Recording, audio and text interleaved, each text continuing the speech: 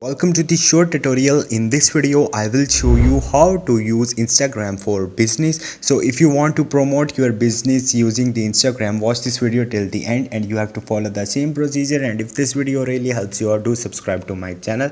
So first of all, you have to open your Instagram and log into your account. On the right bottom you will see profile icon. Click on it. Once you will do it, you will see your profile like this. As you can see, I have professional dashboard. I have a professional profile. Simply you have to click on the three lines on the right top and go to the settings from here. Once you will do it, here you will see multiple option. Now you have to click on the account from here. Now scroll up and here you will see switch account type option. On the second last, click on it. Once you will do it, here you will see switch to business account. Click on it. Now click on the switch. Your account will be switched to business account. Now open your profile and here you will see, go to profile. You will see multiple option will appear here.